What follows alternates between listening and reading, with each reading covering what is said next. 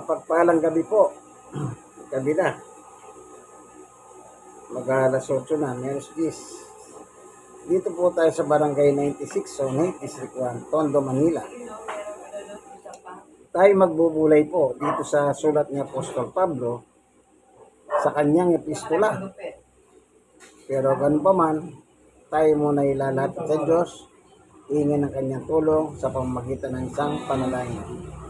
Aming Diyos na makapangyarihan sa lahat. Minsan pa, samahan mo kami sa aming pag-aaral ng Ebanghelyo. Buksan ang puso at isip ng bawat isa sa ngalan ni Jesus upang kami po'y makinabang sa iyong salita.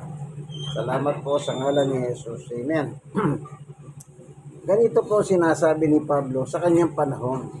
May mga division kasi sa simbahan. Ito, unang Korinto 3:4. Kapag sinabi ng isa, ako kay Pablo, at ng iba, ako kay Apolos, hindi ba tanda yan na kayo'y namumuhay pa sa laman? Division po ito sa mga simbahan. 5. Sapagkat sino si Apolos at sino si Pablo, kami mga lingkod lamang ng Diyos na kinasangkapan niya upang akain kayo sa pananalig kay Kristo. Ginawa ng bawat isa ang gawain tinanggap niya sa Panginoon. 6. Ako ang nagtanim, si Apollos ang nagdilig, ngunit ang Diyos ang nagpapatubo at nagpapalago. Totoo po yan. Anumang klaseng pananampalataya meron po tayo, ang Diyos po ang nagpapalago sa ating pananampalataya. 7. Hindi ang nagtatanim ni ang nagdidilig ang mahalaga, kundi ang Diyos na siyang nagpapatubo at nagpapalago.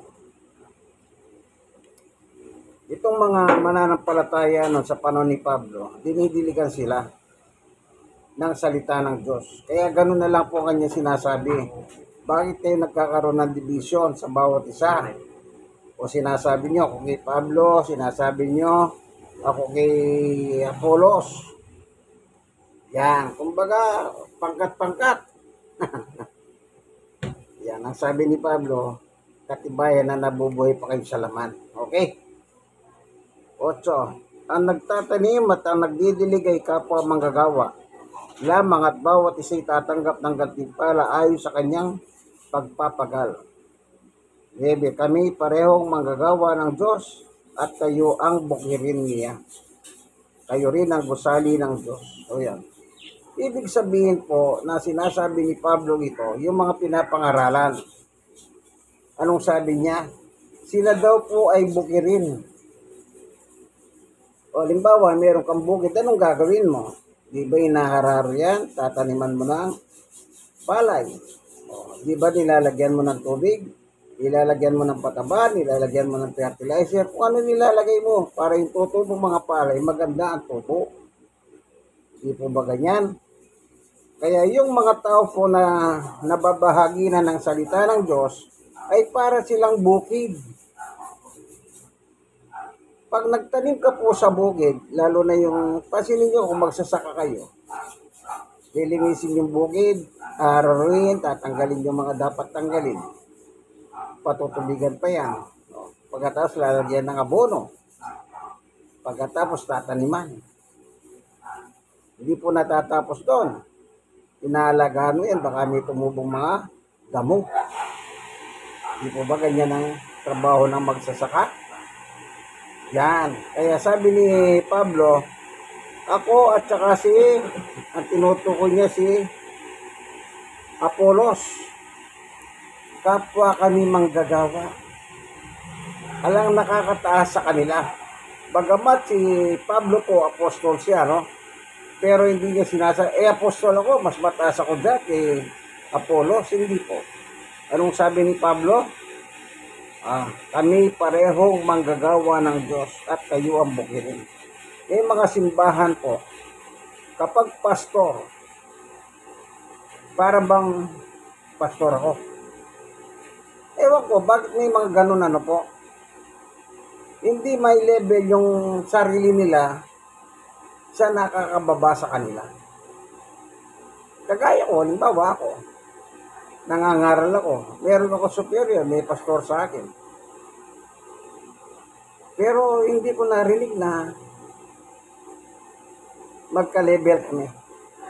Kumbaga, sa baba ako. Kasi katwiran, parang ang katwiran kasi nag-aral sila sa theologian school. Kaya ako, wala naman akong karanasan sa eskwela lang ganyan. Pero anong trabaho namin? Pareho po kami. Yan ang sinasabi ni Pablo. Kaya kung minsan nag-iisip din ako, bakit ganun ka ako? Kung ba sila ay nakatapos sa paaralan ng Biblia, ang tingin nila sa sarili nila, pastor ito. Kaya yan po sinasabi ng Biblia. Kaya may mga reliyon pong ganyan. Wala tayong magagawa, talagang ganon. Pero nung sabi ni Pablo, tignan natin. Anong sabi niya? Ako ang nagtatanim, sabi ni Pablo. Si Apollos ang nagdidilig. Ngunit ang Diyos ang nagpapatubo at nagpapalago. Kasi nga po pareho silang manggagawa ng Diyos sa kanyang ubasan. Manggagawa po. Trabahador ng Diyos sa bukid. Yan. Tignan pa natin, 7, hindi ang nagtanim ni ang nagdilig ang mahalaga, kundi ang Diyos na siyang nagpapatubo at nagpapalago. Kaya walang pigil po ang pagdadala ng mabuting balita sa mga tao. Alam niyo po, kapag ang isang tao po, lalo na hindi mo na nadadala ng mabuting balita, yung salita ng Diyos, nagiging worse, malala. Kaya iba rin po yung nadidiligan sila. Kaya bilang manggagawa ng Diyos, wala po kami pinipili. Hindi kami namimiling oras, hindi kami namimiling panahon. Kung araw man yan, kung gabi yan, o madaling araw, hindi po. Ako naranasan ko po, nakaiga na ako, pinatatawag pa ako eh. Isipin niyo po, ginising nila ako. Sabi ko, bakit? Merong gustong ipagdasal yung may sakit sa kanila. Pero sinabi ko buwang, natutulog na ako eh. Sana huwag nyo na lang akong inabala. Hindi po. Dahil po sa manggagawa tayo ng Diyos. Umuulan, naalala ko nung araw, sabi nung isa pinupuntahan ko, Pastor, umuulan na po, baha na. Ba't kayo lumalabas pa? Yung salita niya, nandun yung pagmamalasakit. Pero anong katwiran ko? Tubig lang yan. Ulan lang yan. Siyempre, yung tao, ano sabi nila? Leptospirosis. Pagkaba. Di po ba? Pero ang katwiran ko, may Diyos na gumagabay. Paano kung pagkakataon hindi mo pinuntahan yung tao? Yung panahon na yon, kailangan niya ang salita ng Diyos. Paano ngayon yan? Na meron ka naman pagkakataon na umuulan kasi, bumabagyo. Hindi po gano'n. Kaya ang sabi ni Pablo, silang dalawa ni Apollos, kapwa lang kami manggagawa. Ako yung nagtatanim, si Apollos yung nagdidilig. Tagadilig. Ganyan din po. Sometimes, may mga pinupuntahan ako, then later on, tinatarober ko sila sa iba. Halimbawa, nung araw, nagpupunta ako ng Agonoy. Meron akong Bible study ron. Ang ginawa ko, yung manggagawa sa Agonoy, pinahalam ko po sa kanila na meron akong pinupuntahan dito na kayo na magpatuloy ka. Siyempre, meron naman dun eh. Hindi naman ako nangihinayang sa pamasahe. Lagi naglalahan ng Diyos ng pamasahe. Nako, yan. Pero walang nakakataas po sa amin. Pareho lang kaming manggagawa. Tingnan pa natin ang sulat ni Apostol Pablo. Anong sinasabi niya po sa kanyang sulat?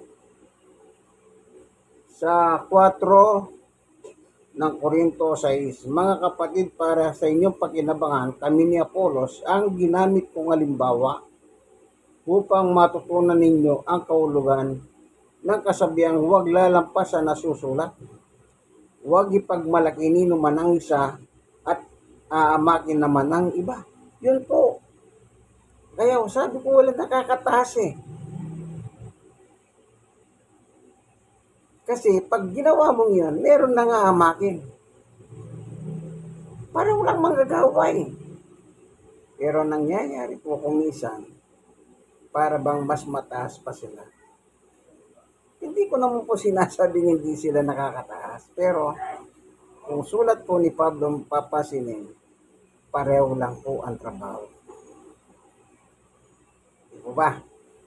Pareho manggagawa. Kaya napakahalaga po na ang pagtuturo ng tama sa Biblia. Sa Biblia. Tuloy natin. Anong sabi? Huwag lalampas sa nasusulat. Kung ano po yung nakasulat, huwag natin lalampasan. Ang sabi ni Pablo, ako at saka si Apolos, pareho lang kami. Bagamat tutusin mo, apostol si Pablo. Direkta niya nakausap si Jesus ay itinalaga siya bilang apostol. Kung sasabihin ni Pablo, ba iba ako kay Apolos? Hindi. Pareho lang kami, sabi niya. Kamanggagawa ng Diyos. Amen? Kaya yung nakasulat, wag na po daw lalampasan. Ano pa sabi niya? Ano ang kagitan ninyo sa iba? Oh. Nakakahigit. Yun nga po eh. Okay? Wala. Sa Diyos walang nakakahigit. Pero, meron pong mga kaisipan.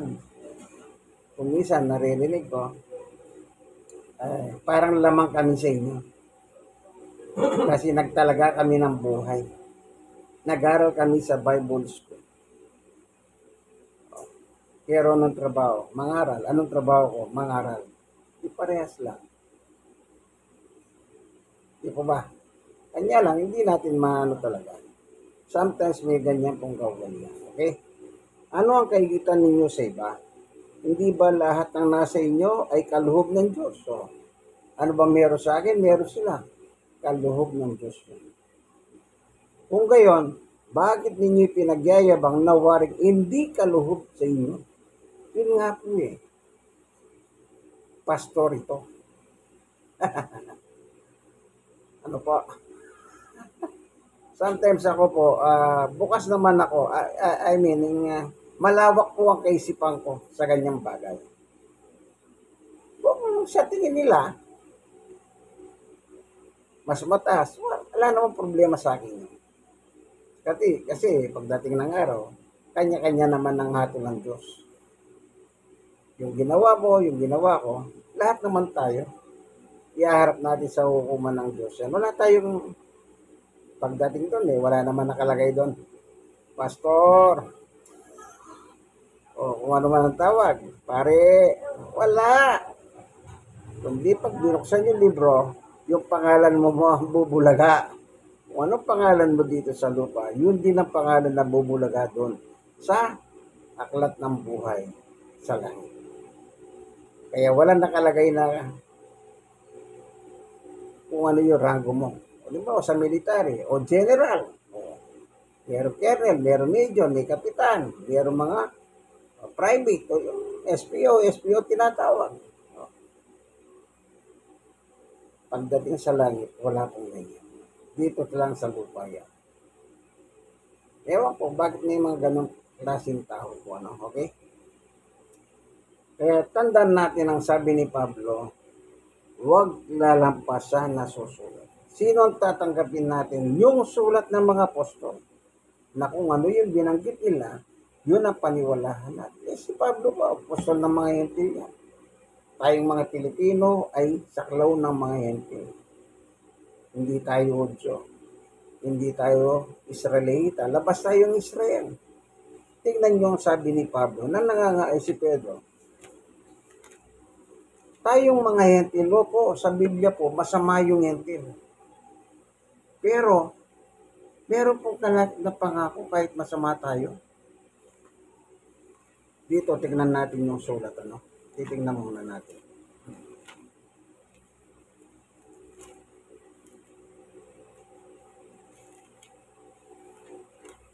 Ang kategory ng mga kahintilan. Ito, sa Galatia 2:15. Tingnan nyo po ang kategory natin bilang Pilipino. Bagamat kami pinanganak na Hudyo, sabi ni Pablo, at hindi makasalanang hentil. Kita nyo po. Anong taguri nila sa mga hentil? Ng mga Hudyo? Makasalanan kayo.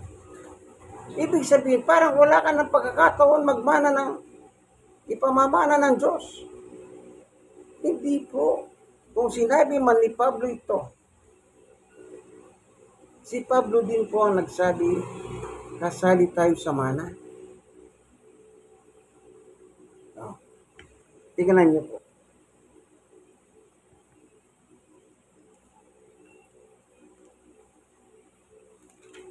Si Pedro, 2:41. Sabi ni Pedro, kaya't ang mga naniwala sa kanya, naniwala kay Pedro. Si Pedro po nagsasalita dito sa panahon ng Pentecostes. Kaya't ang mga naniwala sa kanya kay Pedro, sinabi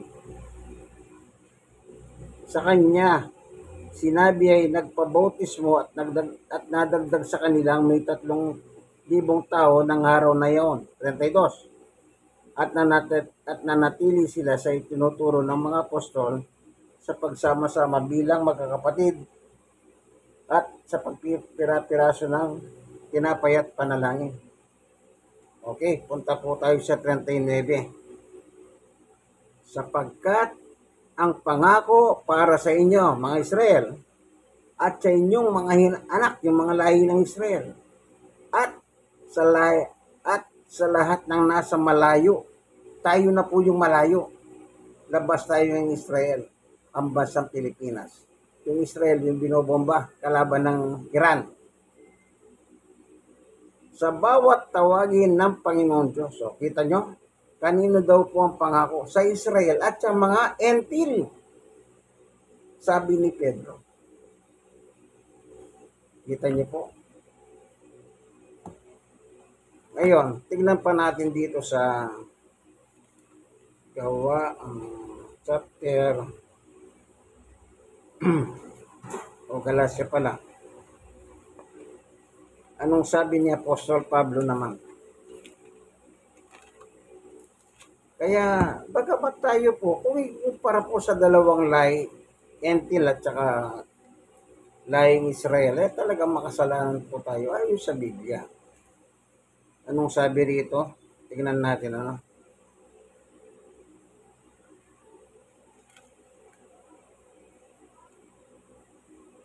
Ito po. Galatia 3:26. Dahil sa inyong pananalig kay Kristo Jesus, kayong lahat ay anak ng Diyos. Ano mang lahi ka? Israel ka man, hentil ka man. Pag nanalig ka kay Kristo Jesus, anong sabi ni Pablo? Kayong lahat ay anak ng Diyos. Kita niyo po. Kaya yung pangako, hindi lang sa kanila, maging sa mga hentil. Kaya, bilang manggagawa ng Diyos, yan sa ating pagdadala ng mensahe, kailangan nadidilig po ng salita ng Diyos ang tao. Kita nyo? Sa 29. At kung kayo kay Kristo, kabilang kayo sa lahi ni Abraham at tagapagmana ng mga ipinangako ng Diyos. Ayan. Sa Israel ang pangako sa lahi ni Abraham. Pero pag mananampalataya ka na, ito po sinasabi, at kung kayo kay Kristo, kabilang kayo. Kabilang kayo. Saan? Sa lahi ni Abraham. Kasi po, doon ang pangako kay Abraham. Ngayon, pag-entil ka naman, nanampalataya ka kay Kristo, kabilang ka na doon sa lahi ni Abraham. Kung ano yung pinangako kay Abraham, kasali ka doon, kaibigan. Kaya kailangan, iaral yan para malaman ng tao. Huwag ihigit sa nakasulat. Kung ano yung nakasulat, siya lang kung ginadala natin. Hindi na natin kailangan bulahin pa ang tao. Kung ano yung nakasulat. Kasi, baka magmayabang ka. Hindi dapat gano'n.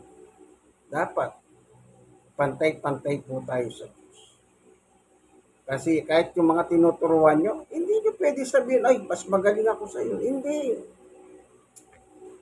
Pantay-pantay lang po tayo. So, kapag isang mananampalataya, naturuan mo, natuto siyang mananampalataya, pagdating ba ng reward sa Diyos, masigit ka? Hindi. Parehas lang kayong may reward. Wala nakakahigit sa reward. Tandaan niyo po yan. Kaya yung kaligtasan, walang pinagkaiba. Entil ka man, udyo ka man. Pantay-pantay tayo. Bakit? Yan ang kahalagahan ng pangangaral ng Ebanghelyo. Kaligtasan ng tao. Kaya sabi ni Pablo, ako, si Apolos, pareho lang kami. Ang mahalaga, ang Diyos na nagpapalago. Ang mahalaga ay ang Diyos na nagdidilig. Yung salita ng Diyos ang dumidilig sa tao. Amen? At yun po ang paraan ng Diyos para ang isang tao, lalago po siya sa kanyang pananampalataya. At dahil sa kanyang pakikinig, siya po ay nagiging banal. Ayon sa salita ng Diyos. Amen? God is good all the time. Sige po, hanggang dito na lamang muna ang ating munting video tungkol sa pangangaral ni Pablo at ng Apolos. Salamat sa iyo, Panginoong Diyos. Niliwanag mo po sa amin ang kahalagahan ng parehong manggagawa na kagaya ni Apolos at ni Pablo. Salamat po. Pinakain mo kami ng aming pangkaluluwa. Salamat po sa ngalan ni Jesus. Amen. Kaibigan, like and share kayong mga nanonood, nakikinig ng video nito at i-share nyo po sa iba, kayong mga na-share. Okay po, pwede naman kayong mag-comment. Huwag lang kayong may kabastusan. Dahil wala pong personalan dito, biblical po tayo dito, Minsan pa, ito po ang inyong kaibigan kay Jesus, Brother Manny Bautista, nasa Barangay 96 po tayo. Sonic, District 1, Tondo, Manila. God bless us all po, Bye-bye.